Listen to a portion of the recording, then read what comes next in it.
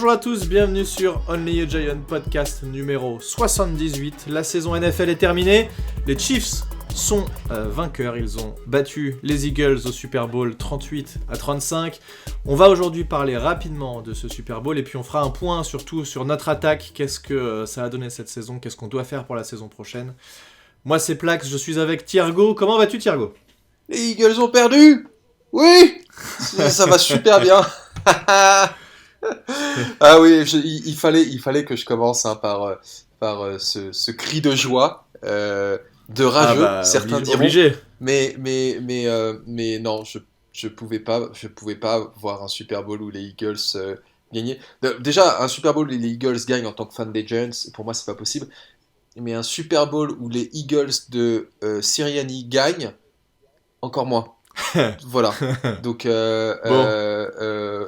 je pense que Victor va dire que Sirianni occupe. Alors, il est passé de loft à. Il y a eu un appartement. La prochaine étape, ouais, ça devrait ça. être le petit manoir en. Non, il y a eu immeuble. Hein. Il a mis un immeuble dans notre. Mais oui, mais après l'immeuble, c'est le manoir dans le golfe du Morbihan.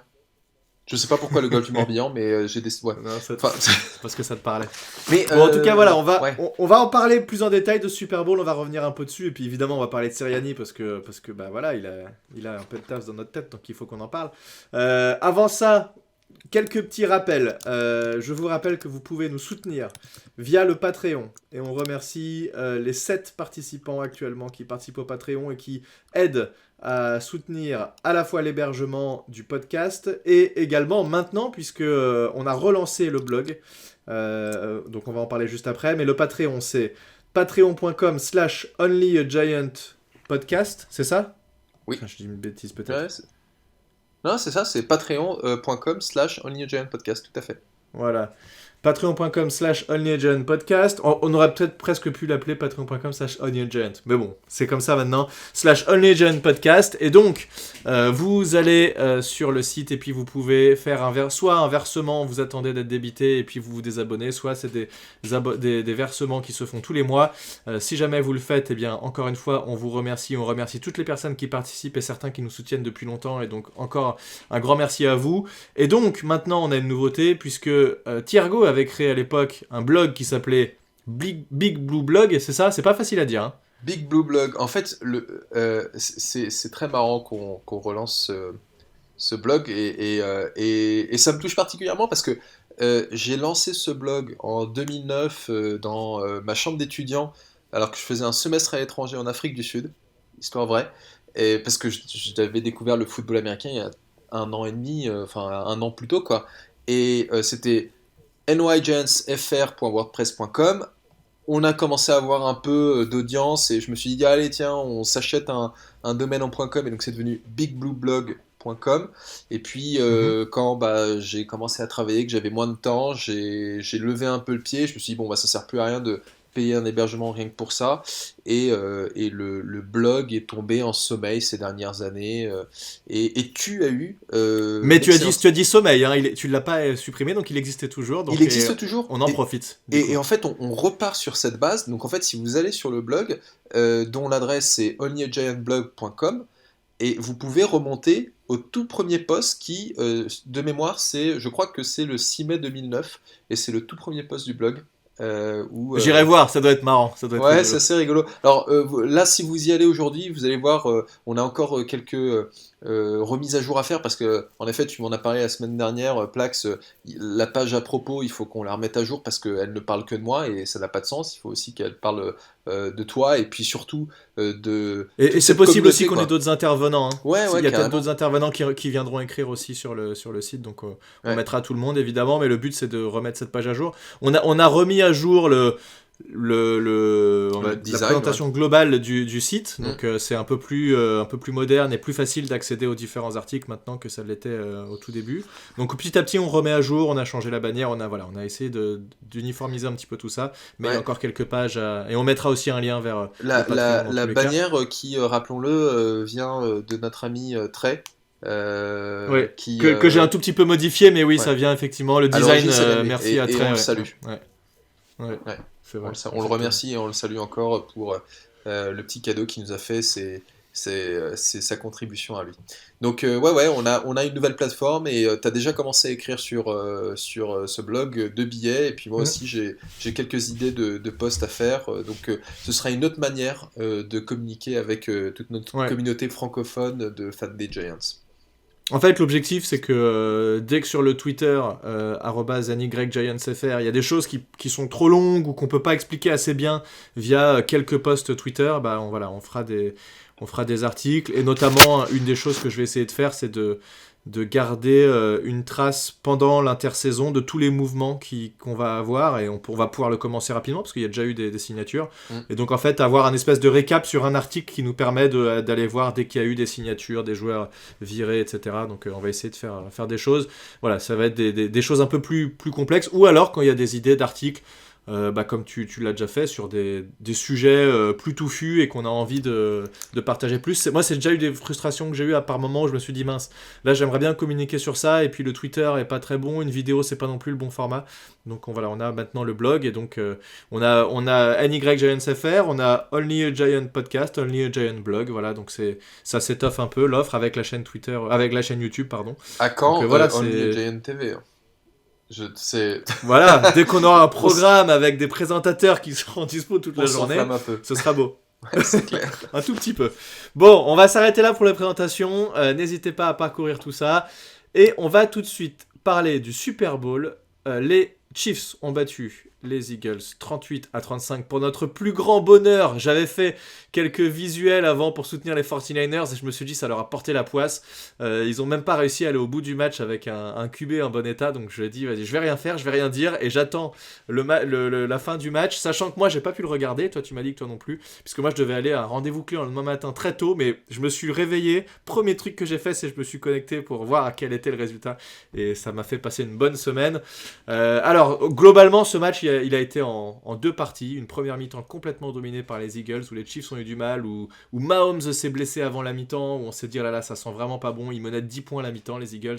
Et finalement, les Chiefs, on sait pas comment, ont réussi à s'en sortir et à passer devant et à gagner 38-35. Qu'est-ce que t'en as pensé, toi, de ce Super Bowl que t'as regardé en replay de A à Z? Ouais, que j'ai regardé en replay parce que chez vous c'était la nuit, mais chez moi c'était le matin. Le Super Bowl commençait à 10h30 du matin, mais comme je viens de commencer un nouveau taf, je me voyais mal leur dire au fait, est-ce que je peux prendre mon lundi? Oui, c'est limite. En tout cas, l'année prochaine, c'est sûr que je le regarderai en direct parce que là j'étais sur Bah, vu mon que ce sera les téléphone. Giants en plus, Ouais, qui seront au Super exactement. Bowl, ouais. J'étais en scred sur mon téléphone en train d'essayer de regarder le score, où est-ce que ça en était. Et quand tu voyais la première mi-temps que bah, les Eagles menaient, quand même, ils avaient une belle avance. J'avais vu Mm. le touchdown de leur receveur, la numéro 11, j'ai plus son nom. Enfin, moi et les noms, vous savez, hein, c'est toujours un peu C'est galère. Devonta Smith ou AJ Brown, je sais plus qui a. AJ C'est Brown. AJ Brown qui a marqué. AJ Brown.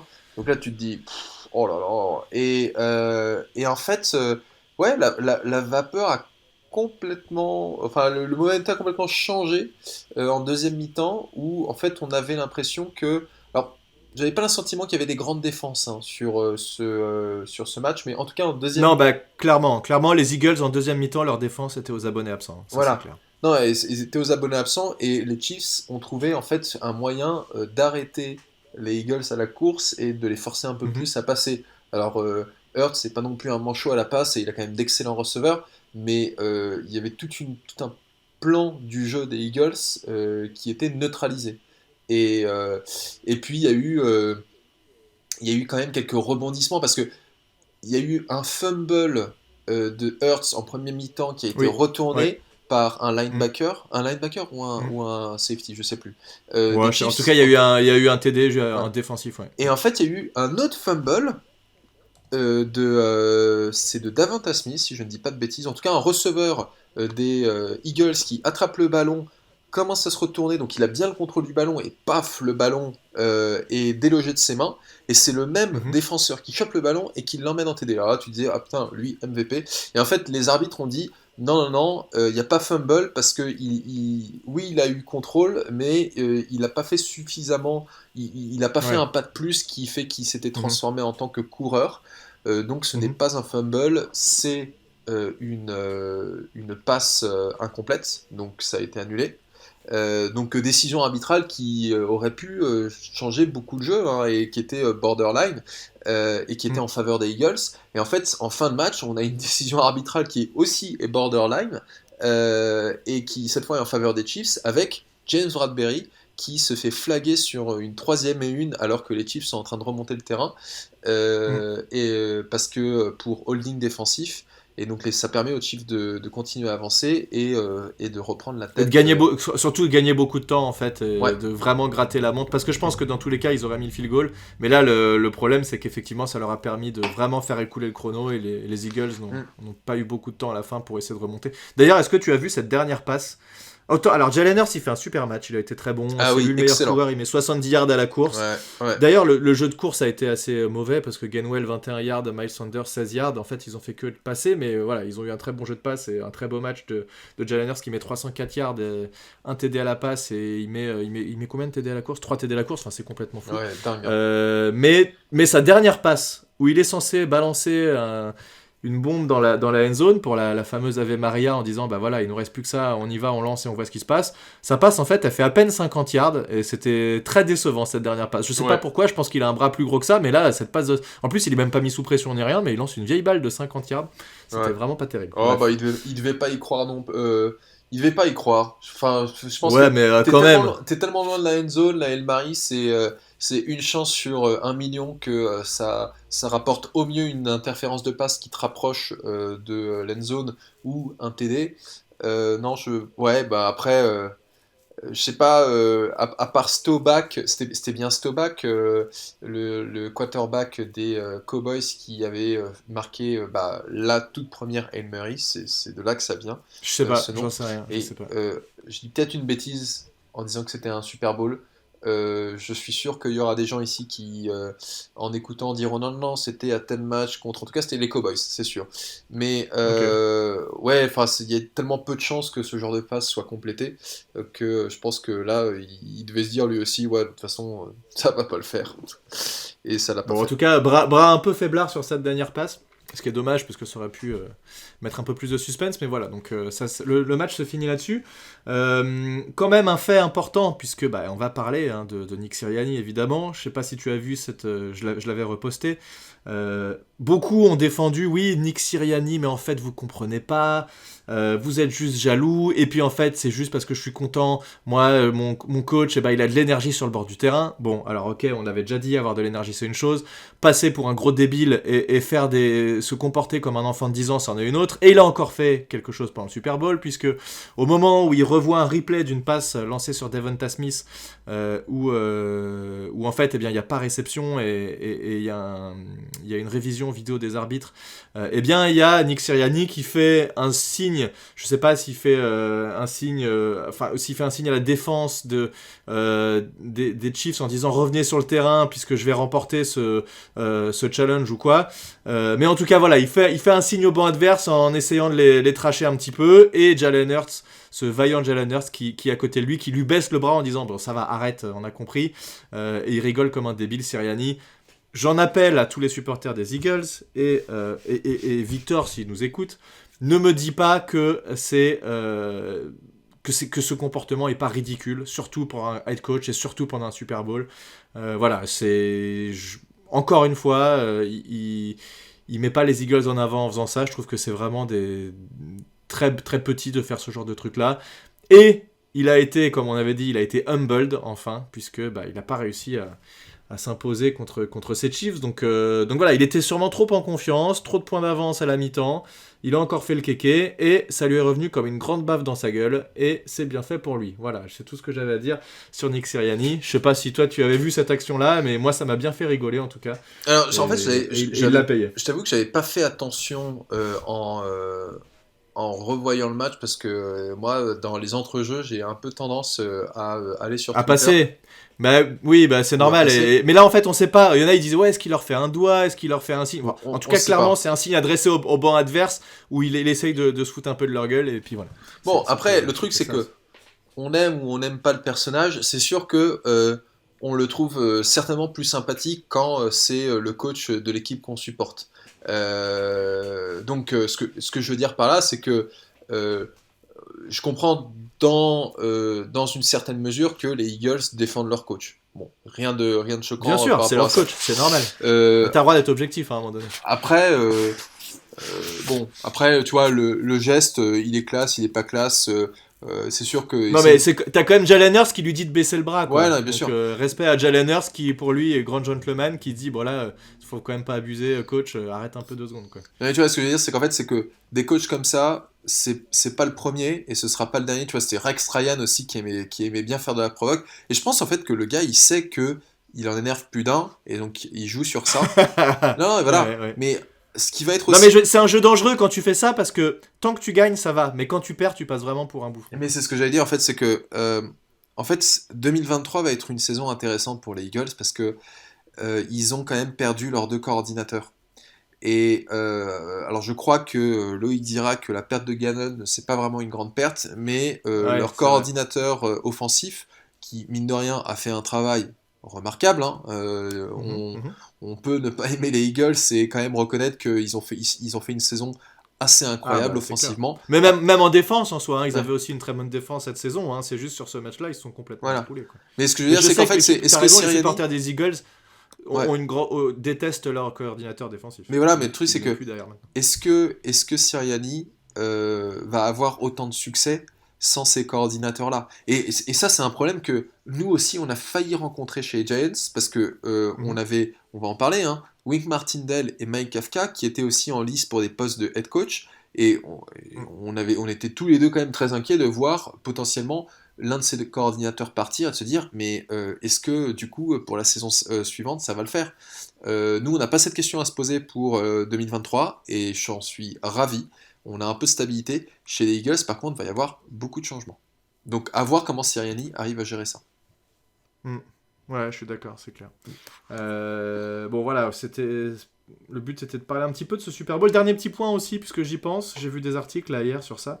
Je sais pas si tu as vu, mais il y a eu souvent cette action de Jalen Hurts qui est poussée par ses running backs pour gagner 1 ou 2 yards, Oui. et ça a fait beaucoup parler. Oui. Ils sont en train de dire, la NFL, qu'ils vont faire quelque chose pour ça, parce que c'est pas vraiment du football américain, et beaucoup de défenseurs ont dit que c'était vraiment indéfendable en fait de jouer comme ça. Pendant très longtemps, ça a été interdit d'aider le running back. Moi, à chaque fois, ça me fait chier quand je vois des O-line qui poussent, soit qui tirent le mec pour lui faire gagner des yards. Ça a été interdit pendant très longtemps. Je crois que c'est toléré. Rugby, quoi. Puisque c'est ça, en fait c'est toléré parce qu'ils disent que c'est dur de savoir est-ce que c'est vraiment l'attaquant qui l'aide, enfin ils avaient du mal à le juger et donc ils l'ont plus ou moins toléré, sauf que là on arrive à des niveaux qui sont plus, Moi, je pense vraiment pas. acceptables et c'est devenu un maul en fait, le truc ça devient un peu n'importe quoi, et donc ils sont en train de peut-être légiférer là-dessus pour interdire ce genre de QB sneak où le running back est où le quarterback qui se transforme en porteur est complètement aidé, puisque le mec arrive par derrière. Non. Tu vois, c'est pas des mecs qui bloquent devant lui, c'est des mecs qui arrivent par derrière pour le pousser, quoi. Oui, mais bon, enfin, c'est le jeu. Enfin, très franchement, moi, je suis pas de cet avis. Moi, je pense qu'il faut que ce soit interdit. Non, mais tu vois, en fait, le truc, c'est que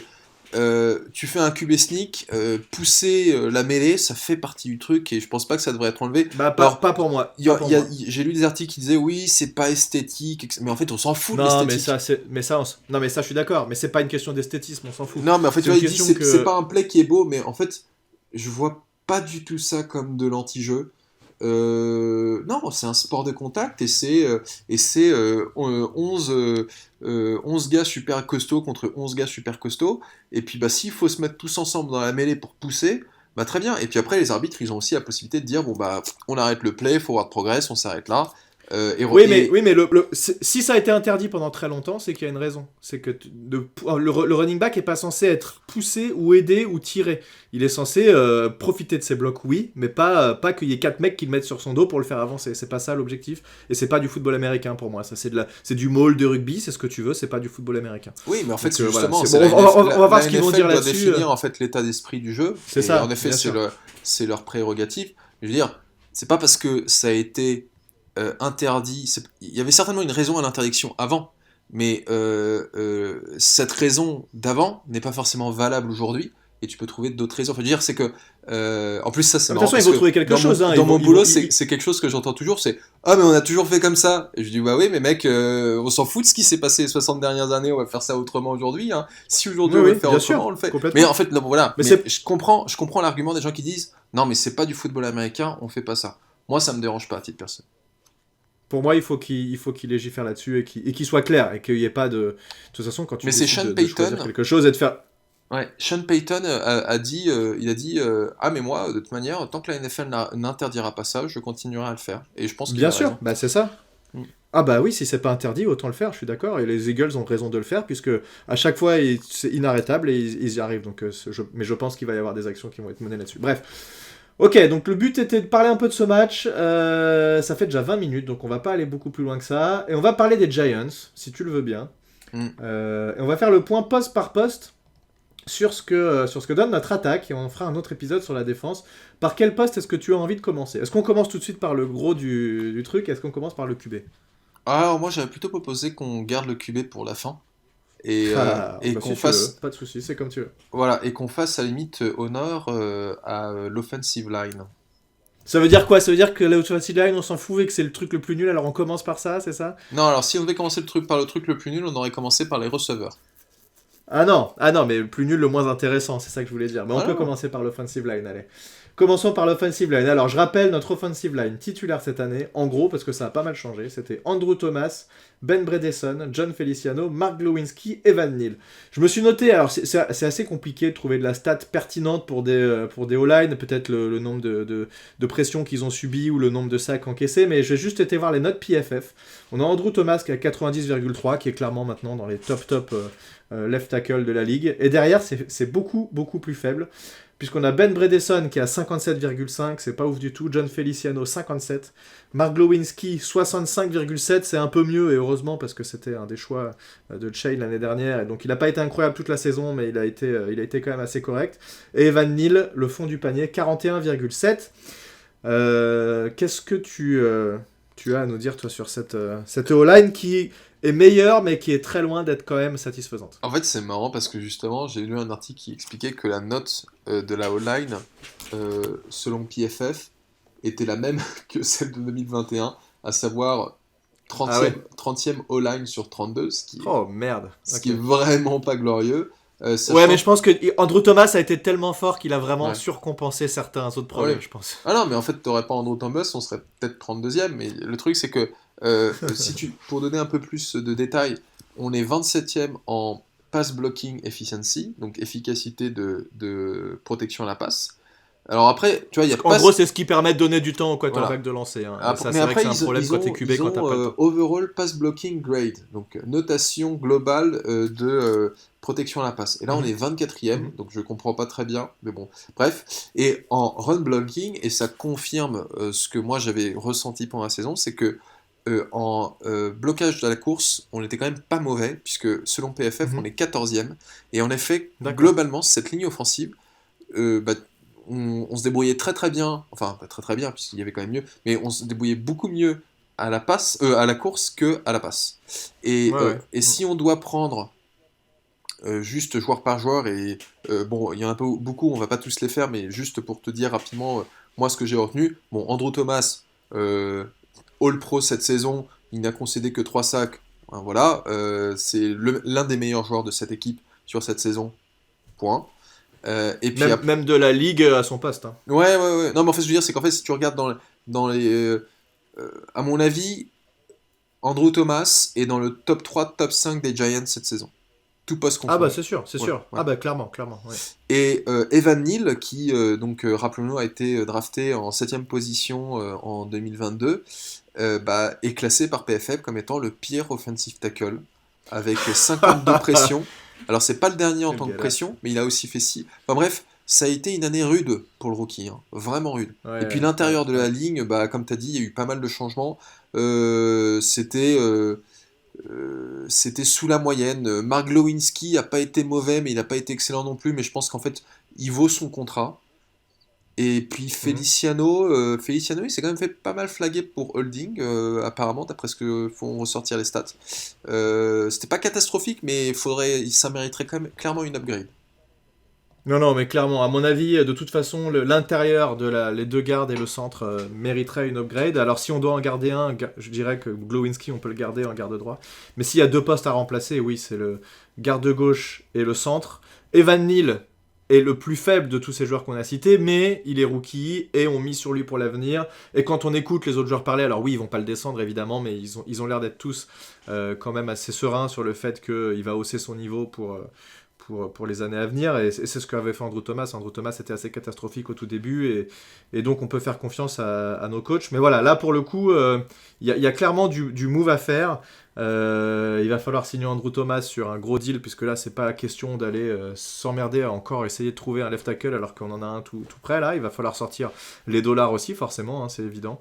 Mais là si je devais choisir, moi je garderais Andrew Thomas, Glowinski et Van Neal, et j'irais chercher du renfort côté Bredesson et Feliciano, donc côté garde gauche et centre. À mon avis il y a de quoi faire sur l'intersaison avec le budget qu'on a, et voilà. Je sais pas toi ce que tu envisagerais comme move là-dessus. Ouais, tout à fait. Et puis d'ailleurs, si on réfléchit, enfin, si on pense un peu à la free agency, Feliciano, lui, est free agent. Euh, Mhm. Nick Gates aussi. Nick Gates qui était sur le banc principalement, il a un peu joué, enfin il a quand même pas mal joué depuis qu'il est revenu de sa très très grave blessure, et d'ailleurs il était Ouais. cinquième dans les votes pour Comeback Player of the Year, hein, parce Mhm. qu'il a eu Mhm. il a failli perdre sa jambe, hein, quand même. Enfin non, il a fait 7 opérations chirurgicales Ah, sur il y a sa. eu des complications, il y a eu des trucs, ouais, il y a un petit reportage sur lui, ça a l'air assez vénère. Donc assez impressionnant. Donc bon, lui c'est des gars comme Nick Gage, Shane Lemieux, pour moi ce sont de toute manière des backups au mieux. Mais je te rejoins complètement. Les trois joueurs que tu as dit, il faut les garder. De toute façon, ils sont sous contrat. Bredenson, il est aussi sous contrat, mais je le garderai pas comme titulaire. Et puis Non mais Feliciano, en backup c'est pas mal, hein. C'est pas mal ouais, par contre. ouais. Donc non, et enfin ouais, faut qu'on trouve des upgrades à ce niveau-là parce Il y a que des choses, alors rappelons quand même les remplaçants, puisqu'on a Matt Peart qui a complètement disparu, blessé toute la saison. Bon, voilà, il est encore assez jeune, je sais pas trop ce qu'on pourra en faire en tant que quelle swing perte. tackle, on verra ce que ça peut donner. Quelle perte, Matt Peart. Shane Lemieux, qui lui, alors, qui apparemment n'était jamais blessé en universitaire, qui depuis qu'il est chez Dance n'arrête pas de se blesser, et quand il joue, il est catastrophique. Rappelle-toi, il est revenu Ouais. sur un match, ils l'ont mis titulaire, Et garde ils l'ont gauche, il vite est sorti. absolument catastrophique, et il est sorti au bout de 2 drives, donc c'était terrible. Là, par contre, Ezeudu, qu'on a récupéré l'année dernière, il y a moyen de faire quelque chose, je pense, qui malheureusement a été aussi blessé, mais ça peut être. Faut pas l'oublier, ce joueur-là, quand même. Et Marcus McKittan, qui s'est fait les croisés, je crois, en début de saison, qui, pareil, était un rookie et qui n'a pas joué du tout. Donc là, si je devais miser, Ezeudu et McKittan, je demanderais à regarder quand même ce qu'ils font un peu. Mm. Surtout Ezeudu, donc voilà, il y a quand même, Et il y a Zoudou, quand même un petit peu de place dans les joueurs qu'on a, mais ouais, on a des nouvelles de sa blessure parce que apparemment il s'est fait non. une blessure au cou, ce qui quand même est, enfin, je Mm. pense que tout poste confondu pour le football Ah américain, bah, c'est c'est clair. et même n'importe quel sport, hein, tu te blesses au cou, ça veut Mm. dire que potentiellement Mm. tu peux te retrouver paralysé. Donc Mm. faut voir s'il sera capable de revenir, hein. On a eu la On va même voir. En frayeur tout avec cas, Danny cette Jones l'année O-line, dernière.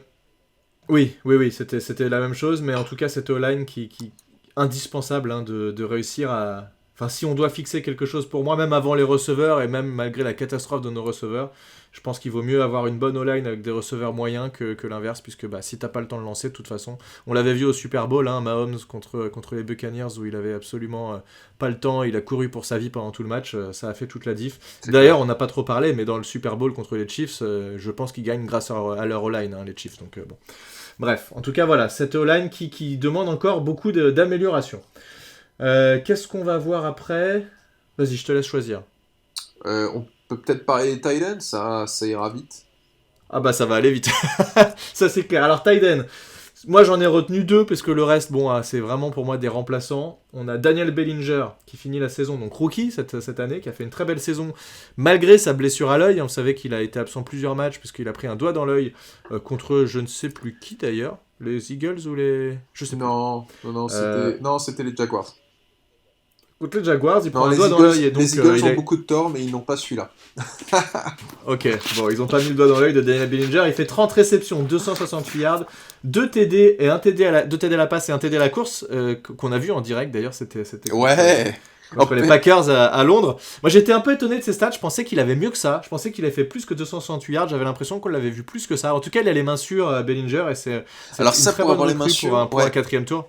il a été visé 35 fois, et comme tu as dit, il a fait 30 réceptions. Donc, donc c'est assez énorme. ça veut pas forcément dire qu'il a fait 5 drops, mais en tout cas, il y a 5 passes qu'il n'a pas pu attraper, qui étaient dans sa direction. Et le deuxième tight end que moi je citerais, c'est Lawrence Cager qu'on a re-signé. Donc il fait 13 réceptions, 118 yards, un TD, c'est pas énorme, mais il a été re-signé, donc c'est qu'on mise un petit peu sur lui. Voilà, derrière il y a eu beaucoup de tight ends qui ont fait des 1, 2, 3 catchs. Voilà, ça a jamais été des gros trucs. En tout cas, on n'a pas pour l'instant un gros tight end comme certaines équipes peuvent l'avoir avec des Kelsey et ce genre de gars-là qui vraiment peuvent te changer des matchs. Bah si, je pense que c'est aussi un poste à... Alors, peut-être qu'il le sera, j'en sais rien. C'est un bon tight end. Est-ce que c'est un très bon tight end ?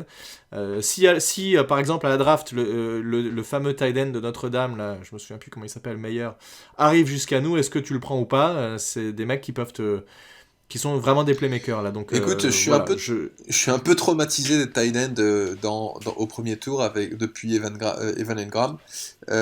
Donc on verra.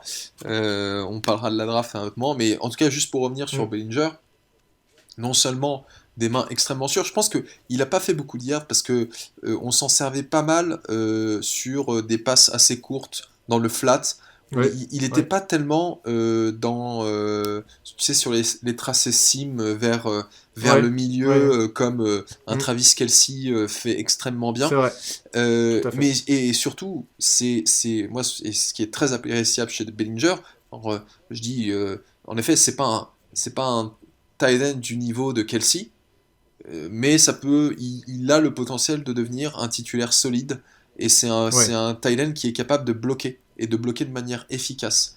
Donc, il sait tout faire en fait, ça c'est bien. Il sait bloquer proprement et il sait rattraper des ballons. Il est moins rapide qu'un Evan Engram, mais je préfère un mec moins rapide qui attrape des ballons qu'un mec qui court très vite mais qui en attrape zéro. Donc, c'est clair. Non, et puis il y a des gens sur internet qui, j'ai vu ça sur Twitter, qui disaient ouais, faut re-signer Evan Engram et tout. Je dis, non, on re-signe pas Evan Engram. Non.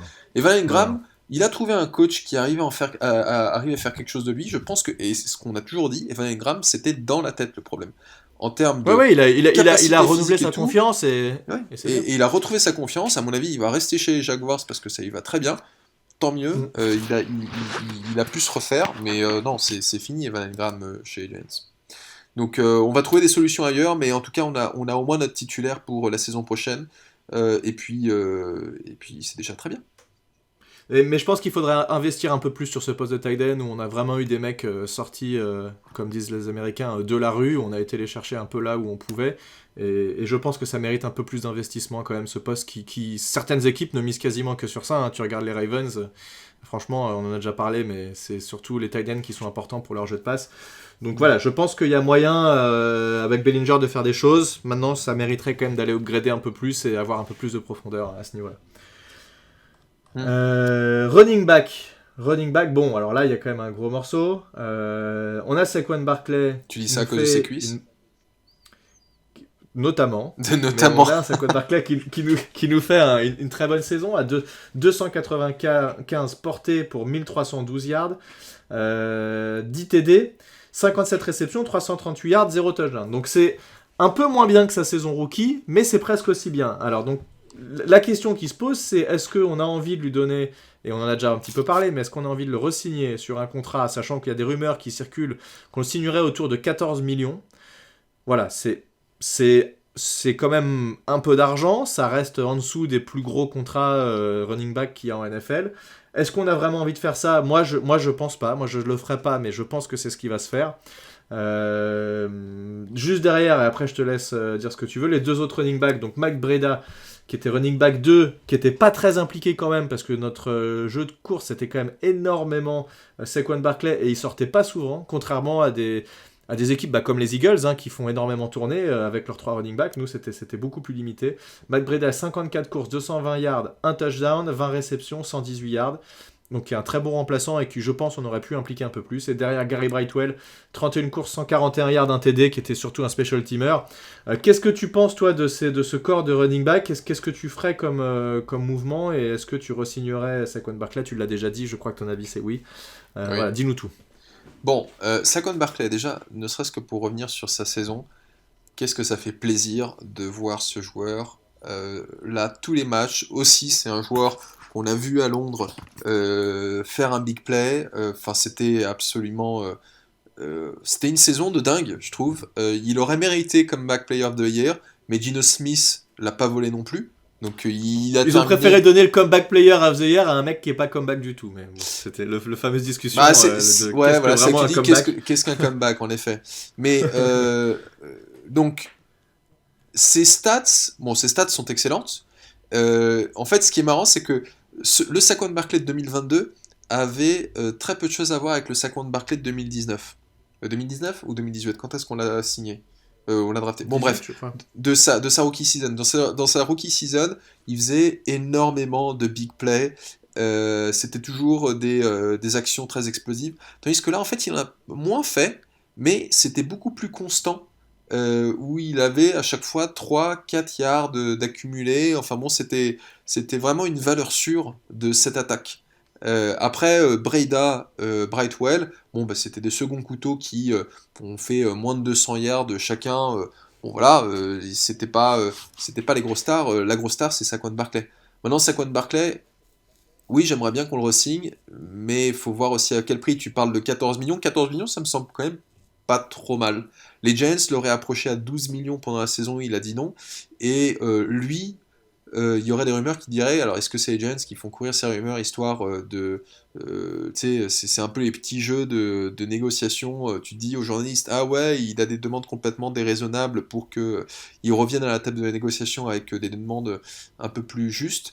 Apparemment, il demanderait 16 millions. 16 millions, c'est le contrat, 16 millions par an, c'est le contrat de McCaffrey. Sachant que Ezekiel Elliott, je crois que c'est 15 millions. Donc, vu son. Le problème avec Barclay, c'est qu'il a été souvent blessé. Donc, vu son Mhm. passif de blessure, moi, je ne serais pas contre un contrat qui soit aux alentours de 13-14 millions par an, de peut-être 3 ans, et que tu lui mettes en fait des objectifs en disant, bah écoute, si tu atteins tel niveau, bah t'as moyen d'atteindre les 16 millions. Mais il faut que tu sois sur le terrain, il faut que tu marques, il faut que tu aies des yards. Mais ça va pas être une négociation facile parce que, comme on l'a déjà dit avant, t'as aussi la négociation de Daniel Jones qui doit être faite. Et s'il faut faire un choix entre un QB et un running back, bah, c'est le QB qui sera priorisé. Ouais, ça je suis bien d'accord. Moi je sens quand même, alors oui, il fait une grosse saison. Et tu l'as dit, c'était une valeur sûre, mais aussi lié à ce que tu as dit tout à l'heure sur la O-line, qui était une O-line milieu de tableau sur la course. Donc ça veut dire beaucoup moins de jeux négatifs, comme on a pu le connaître énormément dans les 3 dernières saisons. Oui, Donc ça a joué. Il est à 4,4 yards par portée, je crois, donc ce c'est qui est quand très même bon. intéressant. Maintenant, je pense qu'il a perdu un tout petit peu par rapport à ses saisons rookies et ses blessures, il devient un petit peu plus vieux, etc. Il est légèrement moins explosif et il y a certaines courses où il avait un pas d'avance, où il s'est fait rattraper, où j'ai l'impression que dans sa saison rookie, c'était des courses qu'il aurait pu amener jusqu'au bout. Voilà, je retire rien sur sa performance, je dis juste que il est peut-être un petit peu moins de fulgurance que c'est sur sa saison rookie. Maintenant, vu qu'il était en bonne santé, il prenait plus facilement les gaps et il fonçait plus facilement, il allait plus facilement au contact que ce qu'il a fait sur les 2 dernières saisons, et ça, c'est vraiment un gros plus. Il y a toujours la question de est-ce que vraiment ça vaut le coup de donner autant d'argent à un running back. Et j'ai vu un truc passer sur Twitter des salaires des running backs des équipes qui ont gagné le Super Bowl sur les 15 dernières Ouais, je l'ai vu saisons. aussi. Et c'est quoi? C'est le max, c'est un mec qui a gagné 2,5 millions. Quoi. Donc voilà, on revient encore à la discussion. Ce n'est pas le running back qui te fait gagner un Super Bowl. Donc voilà, moi je pense que tu peux faire tourner une équipe NFL et une très bonne équipe NFL en prenant que des mecs au 3e, 4e tour de draft. Et il y a moyen d'avoir des gars solides comme ça sans avoir à donner 15 millions à un running back. Bon, je ne sais pas, tu le connais mon avis là-dessus, j'adore Saquon Barkley, mais pour moi il faudrait pas donner autant d'argent à un running et je préférerais prioriser d'autres postes que running back. Ouais. Maintenant, on l'adore. C'est un super gars de vestiaire. Il y a aussi d'autres impacts que les impacts sur le terrain. Donc, je fais confiance à notre GM pour faire le bon move là-dessus. Ouais. Alors, ça va pas être simple, hein. Bon, Non, ça c'est clair. Ça c'est clair. Bon, on arrive dans le un peu plus dur là. Un peu plus dur, on fait les receveurs et on finit par les QB, ça te va? ouais, allons-y. Ouais, bon, alors receveur. Donc, le talon d'Achille de cette équipe, vraiment ce qui a été le plus difficile, et cette saison, on a eu un corps de receveur qui, entre le début de saison et la fin de saison, n'avait plus rien à voir. Kadarius Toney qui a été tradé chez les Chiefs. D'ailleurs, merci Kadarius, le plan était parfait. On envoie Kadarius Toney chez les Chiefs et il fait un super retour de punt. Alors, juste Et James parenthèse avant qu'on Bradbury parle chez des les Eagles, receveurs. hein. Ce sont deux Et James James Bradbury qui fait qui font la exactement, différence. mec, c'est exactement ce que j'allais dire. Le plan était parfait. C'était un agent infiltré, Bradbury, il a joué bien toute la saison, tout ça pour faire un holding à la dernière seconde. Bref, et non, juste un truc sur les Kadarius Toney, les gars, ne vous enflammez pas. J'ai vu Gators France, oui, MVP, machin, un mec, il a fait un retour. Regarde ses stats de la saison, s'il te plaît. Il a fait 4 réceptions pour 12 yards, il faut un peu se calmer, hein, c'est pas non plus. Et il a été blessé la majorité de la saison, donc tout est à relativiser. Oui, il fait un très beau retour de punt, mais il faut peut-être un petit peu se calmer quand même. Bref. Donc nos receveurs, actuellement on a, et là tu me diras quels sont les, parce que j'ai pas regardé moi quels sont les free agents et quel joueur on va devoir re-signer ou non. On a eu notre receveur numéro 1, c'est difficile à dire mais c'est le cas, c'est Darius Slayton, 46 réceptions, 724 yards et 2 TD. Derrière ça s'équivaut un petit peu, mais on a quand même Richie James qui sort un peu du lot, avec 57 réceptions, 569 yards et 4 TD. Malgré ça, il y a eu beaucoup de fumbles, beaucoup de ballons relâchés, donc des drops, etc. Donc ça, c'est un petit peu compliqué, notamment sur les retours de punt. On a Isaiah Hodgins, qui est la bonne trouvaille que l'on vient de re-signer sur une grosse option, donc il y a de grandes chances qu'il soit chez nous l'année prochaine. Il a joué 8 matchs, il a fait 33 réceptions, 351 yards et 4 TD. Et là, c'est un peu comme Daniel Bellinger, c'est vraiment les mains sûres. Dès que la balle est à peu près dans son champ de possibilités de catch, il va aller la chercher. Kenny Golladay, j'ai presque pas envie d'en parler. 6 réceptions, 10 sur 17 passes lancées dans sa direction, donc c'est moins de 50%. 81 yards et 1 TD, c'est absolument ridicule par rapport à ce qu'il était payé. Wandale Robinson, le rookie qui malheureusement a été blessé, mais il commençait à être intéressant. Le match où il se blesse, il était à plus de 100 yards. Il a joué 6 matchs, 23 réceptions, 227 yards, 1 TD. Et enfin, Sterling Shepard, il a joué malheureusement que 3 matchs, 13 réceptions, 154 yards et 1 TD. David Sills, j'ai même pas envie d'en parler. C'est à chaque fois un joueur qui revient à toutes les intersaisons, mais je crois qu'il a montré qu'il n'avait pas le niveau NFL. Qu'est-ce que tu as à nous dire sur ces joueurs-là? Qui est encore sous contrat? Qui est free agent? Et qui on va devoir re-signer? T'as parlé de Marcus Johnson? Non, mais j'ai même pas envie d'en parler. Aucun intérêt. Bah, Marcus Johnson est en fin de contrat. Voilà, au moins ça. Ouais. Mais le seul beau match qu'il a fait, on était là, tu sais, donc Ouais, c'était contre les Packers à Londres. C'était. Bah oui. À la limite, si on nous invite plus souvent, peut-être qu'il pourra faire des meilleurs matchs plus souvent. Hein. Que dire? Ouais, c'est clair, quand on pense à ce qu'on disait avant la saison, en disant ouais, Sterling Shepard avec Kadarius Toney, et puis tu mets Wandale Robinson dans le slot, et puis Kenny Golladay, c'est sûr, il peut pas faire pire qu'avant. Non, on n'a pas dit c'est sûr, on a dit il y a quand même des moyens qu'il fasse. Non, Ouais, voilà. Il peut pas faire pire qu'avant. Bon bah ça c'est resté dans la même lignée quand même, hein, malgré Et tout. Kenny Golladay, tu sais que je me suis amusé à aller voir ses stats chez les Giants. Parce que tu as dit, en Ouais. effet, il a fait moins de 50% de passes attrapées sur ce qui a été envoyé dans sa direction. Et ben en fait, c'est le cas sur les 2 saisons, puisqu'il a fait 43 réceptions sur 93 passes lancées dans sa direction, pour 602 Ok. yards et 1 TD. Voilà, c'est ce que vous Et le rapporte. TD il le met contre Darius Slay. Alors c'est un beau TD, C'est un beau TD, mais c'est un peu mais c'est un sorti de TD nulle à part 72 millions. Hein. C'est... ouais. Ça fait cher le TD pour perdre le match avec notre équipe bis quand même. Alors, vu qu'on est sur le cas Kenny Golladay est encore sous contrat. Je pense qu'il ne fait aucun doute que Kenny Golladay, on ne peut pas le garder. Parce que Non, ça, il c'est coûte clair. même s'il était... Admettons qu'il fasse 500 yards, ce qui est quand même déjà insuffisant pour un receveur de ce calibre-là. Son contrat est absolument dégueulasse pour 2023. Juste pour vous donner une petite idée de ce que représente Kenny Golladay sur le cap number en 2023, donc sur la masse salariale, il va peser à lui tout seul 21,4 millions de dollars. Donc c'est le 2e joueur le plus cher des Quelle Giants catastrophe. derrière Leonard Williams. Leonard Williams Quelle au cata. moins produit. Donc Kenny Oui. Golladay, en fait, si tu le coupes, normalement, bah, tu te tapes 14,7 millions, donc pratiquement 15 millions de dead money Donc c'est-à-dire que il occupe quand même 15 millions dans ta masse salariale, mais le jour n'est pas là, et donc tu fais une économie de près de 7 millions. Par contre, si tu fais une post-June first cut, hein, donc c'est un truc un peu compliqué, on va pas en parler là, mais là tu fais 8 millions de dead money en 2023, mais tu as aussi 8 millions de dead money en 2024, et tu fais en 2023 une économie de 13,5 millions. Donc pour moi, C'est pas mal, c'est peut-être la meilleure option. à mon avis, c'est ce qu'on va faire. Je pense que c'est ce Mm, qu'on va faire. mm. Enfin, le contraire m'étonnerait. Tant qu'on est sur le sujet de la dead money, Kadarius Toney va nous coûter 4,2 millions en 2023, alors qu'on l'a tradé chez les Chiefs. Super. Oui, mais Euh, on a gagné un 3e tour de draft grâce à un ça aussi. troisième et un sixième tour de draft, en effet. Ah non, pardon, je me trompe de ligne. Kadarius Toney, c'est que 3,6 millions. C'est quand même ça. Par Ok. contre, Sterling Shepard, qui lui aussi est en fin de contrat, va quand même nous coûter 4,2 millions en dead money en 2023. Mhm. Et Sterling Shepard, c'est un peu compliqué parce que, pareil, c'est un joueur, on l'adore, c'est un super bon gars dans le vestiaire, il a été sur la touche Je rappelle il était sur le banc de touche à tous les matchs. Il était tous aux les entraînements matchs. aussi, alors que le mec était blessé. Il était là tout le temps et c'est un super gars de vestiaire. Et en fait, le truc, c'est que il a un talent énorme, mais il a été aussi beaucoup blessé. Là, il s'est fait les ligaments croisés. Euh, il me semble que c'est la deuxième fois, si je ne dis pas de bêtises. Il a 29 ans. J'ai pas beaucoup Est-ce que t'as d'espoir. pas envie de lui tenter un contrat minimal sur un mec comme ça, juste pour qu'il soit là, qu'il soit dans Ah l'équipe, quoi, si, et mais que en tu, fait, et mais tu le moi, fais jouer quelques snaps par match, quoi. ah ouais, moi, Sterling Shepard, s'il me dit, mais moi je suis prêt à rester pour le contrat minimal, je lui dis, bah tiens, vas-y, reste, y a pas de souci. Bah oui, c'est clair, c'est clair. Mais peut-être qu'il va se dire, ah non, mais je vais peut-être essayer de trouver un peu plus d'argent ailleurs, et je n'en voudrais absolument pas, ce serait tout à fait normal qu'il cherche à avoir un peu plus ailleurs, quoi.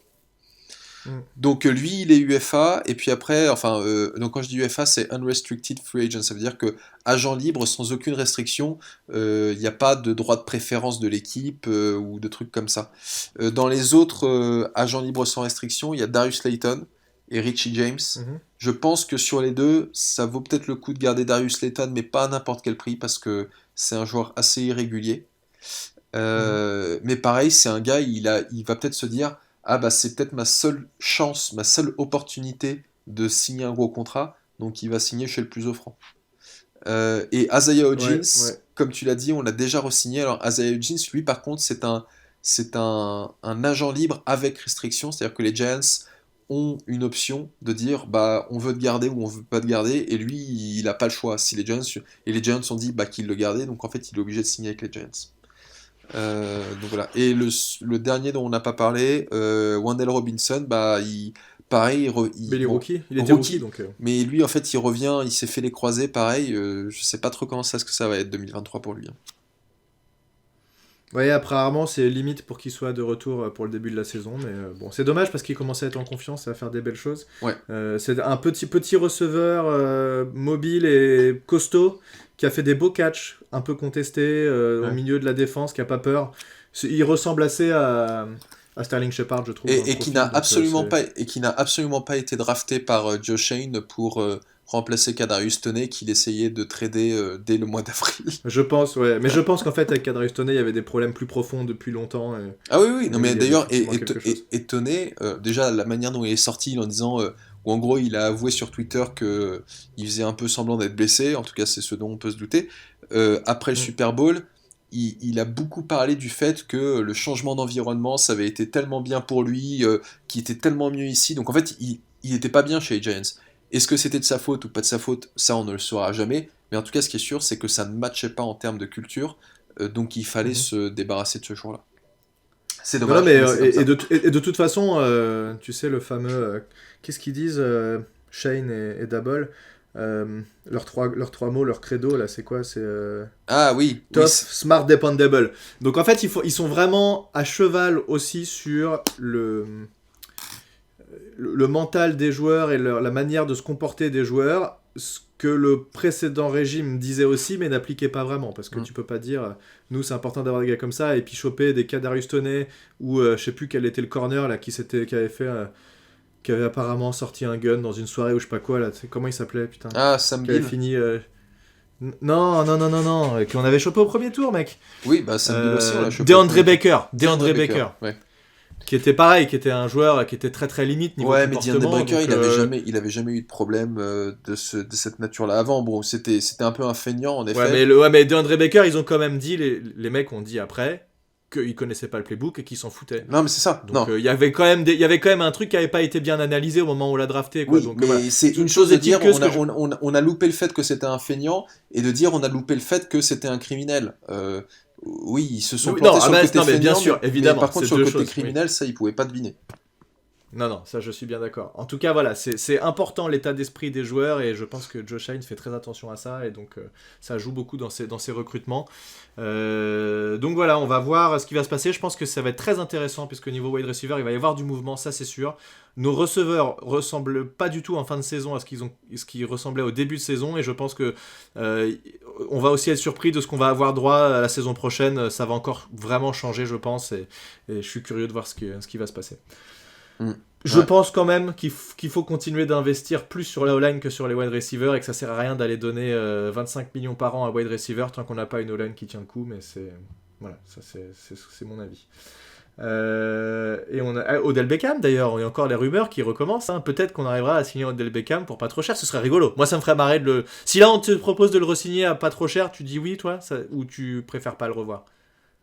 Oh, ouais, pourquoi pas, mais enfin, j'espère Ça peut être vraiment. Enfin, marrant. j'ai l'impression que son état d'esprit a changé par rapport à ses premières années dans Oui, la moi ligue. aussi. Il a un gamin maintenant, Ouais. ou peut-être même un deuxième, je sais plus.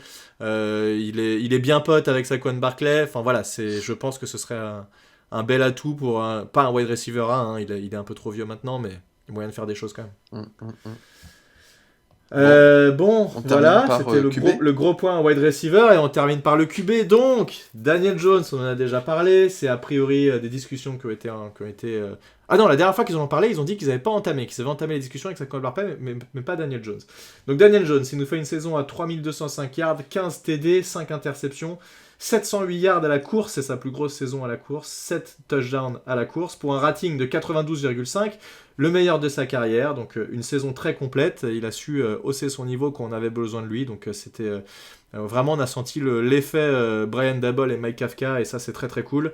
Et ensuite derrière lui on a Tyrod Taylor ses stats sont pas très importantes parce qu'il a pas beaucoup joué et malheureusement il s'est un petit peu blessé quand il a dû jouer, mais en tout cas on sent qu'il y a du potentiel et je pense qu'en remplaçant Tyrod Taylor c'est quand même très intéressant et pour moi il n'y a pas de raison de changer ça et je pense que l'année prochaine nos deux QB 1 et 2 seront les mêmes, seront Daniel Jones et Tyrod Taylor. Qu'est-ce que tu peux nous dire? Donc actuellement Daniel Jones, il est encore considéré comme un Giants ou il est déjà considéré comme un free agent?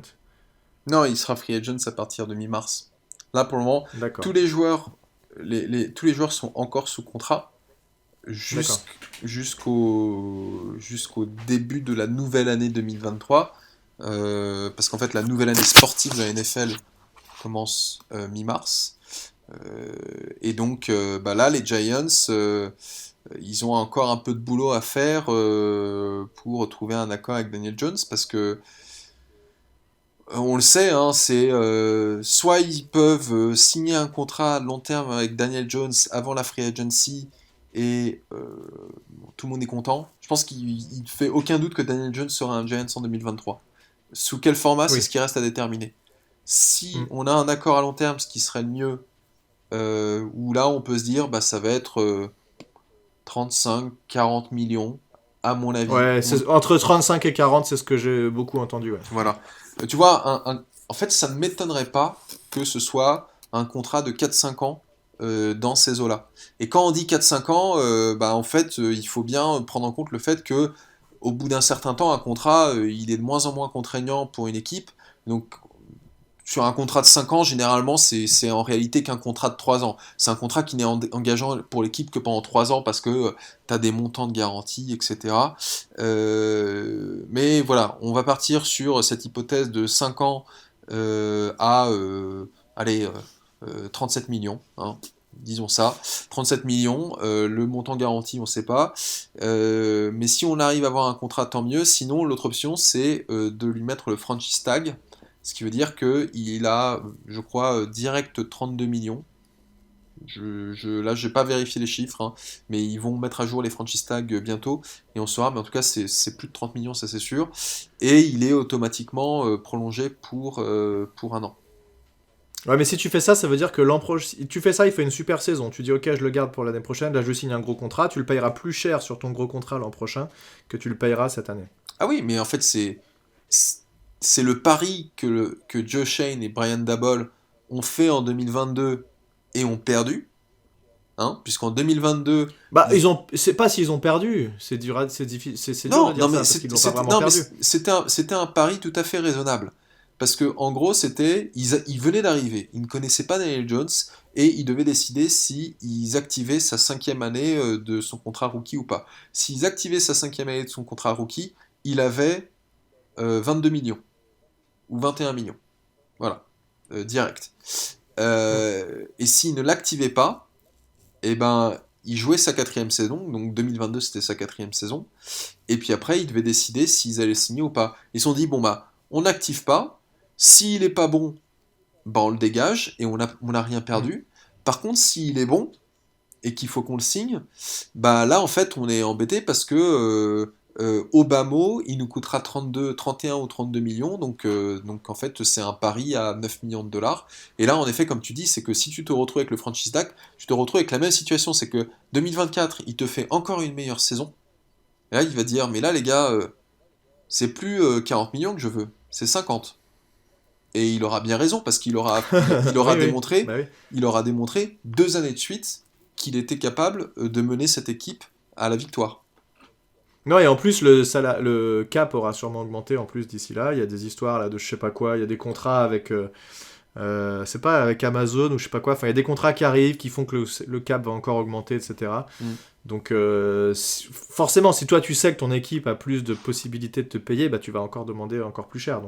Ouais. Donc à mon avis, c'est la bonne solution. Je pense que Joe Shane, Mike Kafka, Brian Dabble ont suffisamment de vidéos et de connaissances maintenant, enfin même plus que de la vidéo, ils le côtoient tous les jours, de ce joueur pour savoir est-ce qu'il a fait exactement ce qu'ils lui ont demandé, parce que voilà, nous on voit avec notre œil extérieur, mais eux savent, ils lui donnent des consignes, ils lui ont demandé des choses pendant la semaine, est-ce que pendant le match il applique exactement ça? J'ai l'impression qu'ils sont très satisfaits de ce qu'ils ont vu et que du coup ils sont ok pour miser sur lui pour plusieurs années. Et Mm. là, pour le coup, je leur fais confiance. Et ils ont une meilleure vision que nous.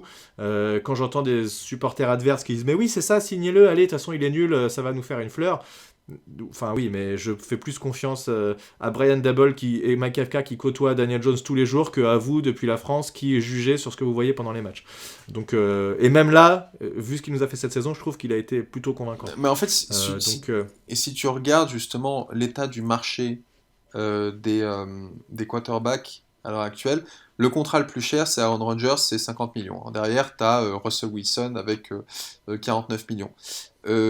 40 millions, c'est le contrat quelle arnaque, Russell Wilson, Ouais. 49 millions. Mais tu vois, Vu ce qu'il 40 a fait millions, cette année. c'est le contrat que Dak Prescott a signé il y a 2-3 ans, si je ne dis pas de Ouais. bêtises. Et c'était le joueur le plus cher de l'histoire de la NFL. Enfin, tu vois, à chaque fois, c'est un QB c'est en 2021 qu'il a signé ce contrat. À chaque fois, c'est un QB qui devient le joueur le mieux payé. Bah oui, et ils le battent à chaque fois, Et ouais, ils le bien battent à sûr. chaque fois. Et là, le truc, c'est que Daniel Jones, je ne pense pas qu'il cherche. À aucun Non, moment, il arrive à la négociation avec son agent et son agent dit je vais être le QB le mieux payé de la ligue. Ils savent très bien bah oui, que c'est complètement irréaliste. Par contre, bien sûr. que Daniel Jones dise hé les gars, Kirk Cousins, c'est 35 millions. Kirk Cousins, je l'ai éclaté 2 fois.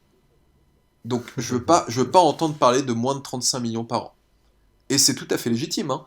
Ouais, ouais, ouais. Après, Matt Stafford, c'est 40 millions, Josh Allen, c'est 43 millions. Est-ce qu'il peut aller gratter un contrat du niveau de Josh Allen ou Patrick Mahomes qui est à 45 millions? Probablement pas. Mais par contre, qu'il essaie de se rapprocher du 40 millions, c'est vraiment pas si déconnant que ça. Mm. Et d'ailleurs, dans un contrat, c'est peut-être pas forcément la moyenne annuelle qui est importante, c'est le pourcentage garanti qui va être encore plus important. Parce que tu peux très bien avoir 50 millions, mais que 2% qui est garanti. Bon, bah, dès que t'es nul, tu te fais dégager, et puis voilà, quoi. Donc, Mm. le montant garanti pour Daniel Jones va être quand même assez critique. Parce que ça va nous permettre de savoir à quel moment les Giants auront la possibilité de lui dire écoute, Daniel, t'es plus assez bon, on passe à autre chose. Ouais, mais maintenant, les QB, ça joue jusqu'à 45 ans, donc il a pas de problème. Hmm. Il a encore quelques années devant lui. Non, bien sûr, non, mais tu vois, en fait, ce que je veux dire, c'est qu'il pourrait très bien signer un contrat de 5 ans à 40 millions par an et devenir à nouveau mauvais. Et là, on se dit, en fait, non, Daniel Jones, c'était vraiment une one-year wonder. 2022, c'était une anomalie. J'y crois pas une seconde. Hein. Non, moi non plus. Mais voilà, mais ce que je veux dire, c'est qu'en fait, admettons que 2023 soit extrêmement décevant, ils vont lui redonner une chance en 2024. Si 2024 c'est toujours pas bon, bah 2025 il aura quitté l'équipe. On se prendra peut-être un peu de dead money, mais ce sera pas catastrophique. Oui, c'est ça. C'est jusqu'à quel point tu es prêt à t'engager et à mettre des options comme ça sur l'avenir sans maîtriser à 100% ce qui se passe. Mais encore une fois, ce que je disais, c'est que je pense qu'ils savent dans quoi ils s'engagent et ils ont confiance. Oui. Ils le signeraient pas sur 3 ou 4 saisons s'ils n'avaient pas confiance. Ah non, mais complètement. Bon, en tout cas, on est très curieux de voir ce qui va se passer. Évidemment, on vous tiendra au courant dès qu'on aura des infos sur l'ensemble des contrats. Et je vais tout à l'heure d'ailleurs lancer cette petite page sur le blog pour lister et avoir un œil sur l'intégralité des moves qui va se passer dans cette intersaison. On arrive au bout de ce podcast qui a été assez long, mais il y avait des choses à dire. Ça faisait longtemps qu'on avait fait la même chose d'une heure.